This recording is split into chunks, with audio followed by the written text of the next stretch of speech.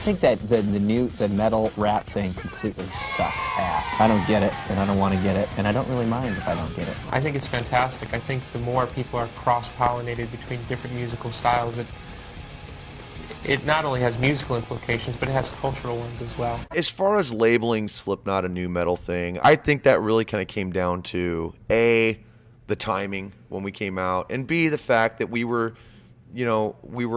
still kind of using a lot of like hip hop elements and whatnot. We're mentioned in the same breath as Korn, as Deftones, as all of these White Zombie, Rob Zombie. I mean, those are good names to be associated with, For better or worse, Rage Against the Machine seems to have planted the seeds for the genre that sprung up known as nu metal. My apologies.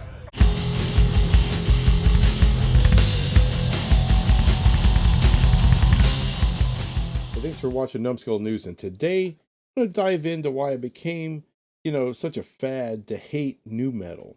I mean, for like 20 years, over 20 years, people have like, I hate nu metal. Nu metal sucks. Nu metal's not a real genre. Nu metal's crap. No one really thinks that. It's a bullshit narrative. I personally just think it's bullshit that you hate a whole genre. No one just hates a whole genre. Okay, maybe country music, but I guarantee you you can find 1 or 2 songs in there you like, or a couple artists you respect. And I'm going to break it down for you. Let's start with some of the roots of nu metal. Of course, everybody knows about the Run DMC and Aerosmith collaboration, and also, for what it's worth, the Public Enemy and Anthrax collaborations. But did that really, start nu metal like people seem to think it did? I would say no. I would say that it helped, but what really started it was 4 bands really laid the groundwork for what would be nu metal. So let's start with the Beastie Boys. Now, think of their background.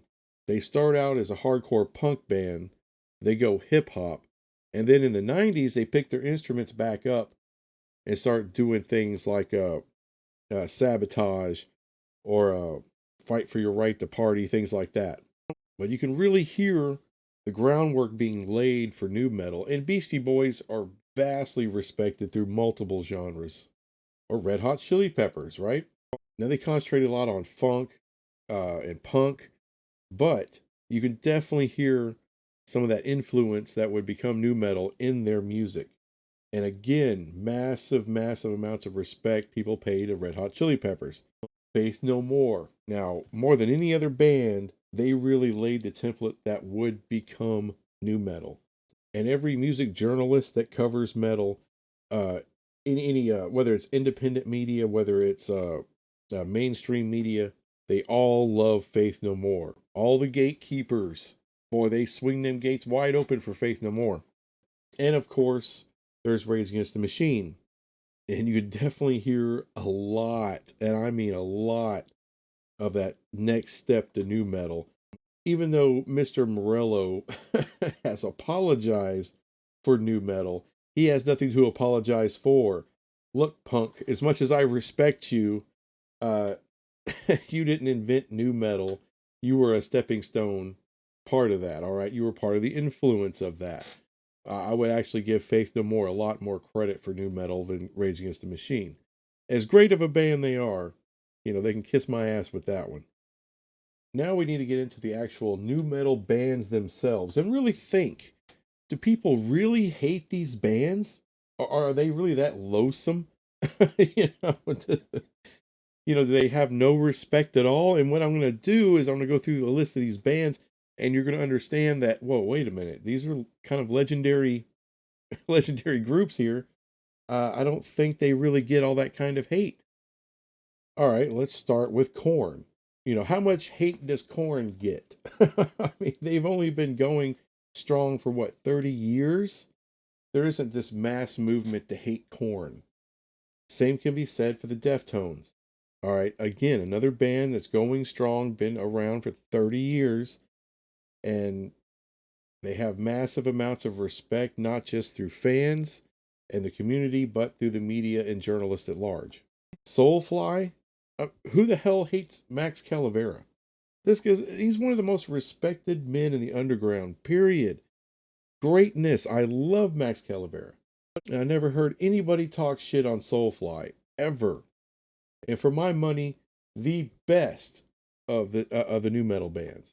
Linkin Park. Now look, for a while, maybe when they first started out, there were a lot of gatekeepers that were hating on Linkin Park, but after so much success and just so many albums sold, and just the way they kept growing and progressing as musicians, I think they started to get a lot of respect. And then once Chester died, especially any kind of gatekeepers that were trying to shut them out, they were like, you know what, look, man, just to be honest, Linkin Park was pretty damn great. They really were. And maybe I shouldn't have been such a butt weasel about it. Now, Slipknot, they fall into a category, to me, a lot of people throw them in with new metal. I do not. Um, but they do use a lot of new metal in their music, but they're not solely new metal. However, massively respected band, still huge band, probably one of the biggest touring acts in the world still today. Mudvayne, I mean, Mudvayne fans are insane. They love these guys. And again, journalists and all the rest love Mudvayne. I mean, they just their style was so different, so much different than anyone else in new metal. Added a lot of progressive type of feel, especially with the rhythm section.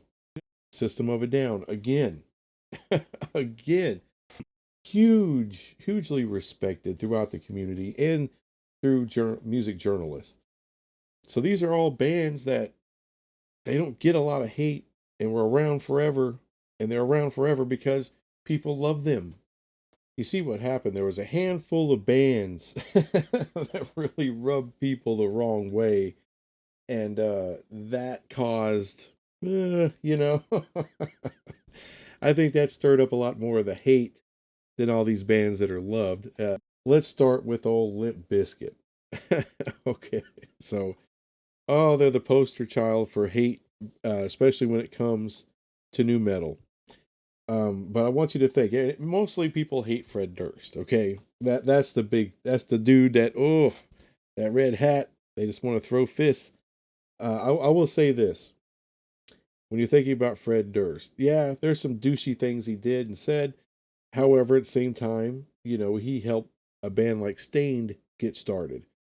If you go back and listen to the story of Puddle of Mud, so he gets Puddle of Mud's demo and contacts what's his name, Wes or something like that, the main guy, and the front man for Puddle of Mud, he's the only one left. All right, everyone else, you know, everyone else Amscray, they were done because he had a big drug problem, and that's something he's been dealing with for the majority of his life.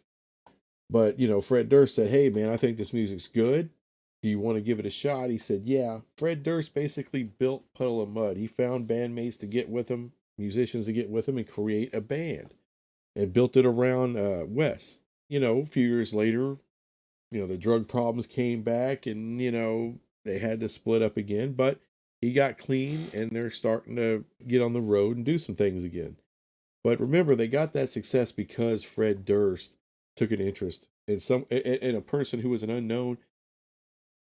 I just think that's really cool. I think that's really cool and really non-douchebaggy to go out there and build a band around a dude and use the power and the stroke he had back then to do that for somebody. To me, yeah, you know, Fred Durst wasn't always politically correct, wasn't always saying and doing the right things. However, he really helped. He really gave back and helped other bands get some shine and get some spotlight. So Fred Durst is okay in my book because of that. And then there's Kid Rock, who, by the way, music journalists love. I have a whole video about that until the Trump love started, right? Then, we don't have no time for Kid Rock no more. 2 acts, 2 bands, 2 artists. Does that really make a whole whole genre crap? No, of course not. Can it generate that much hate for one genre? No, as they're not responsible for all the hate. You know, there's other bands. All right, remember Crazy Town? Oh my God. Come my lady, come my lady, come on. Just, it was a good bass line though. I mean, it was a good bass line, but Oh, that song, boy, it just wears on you after a minute. And of course, Saliva. You remember Saliva? Oh God, that front man. he's a cringe fest.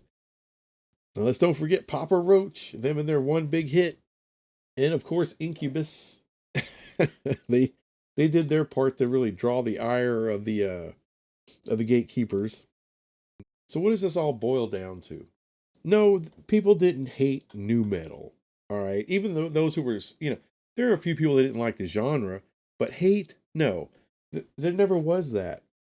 People hate what's trendy, and new metal was trendy as shit. Tons of bands came out of the woodworks for new metal.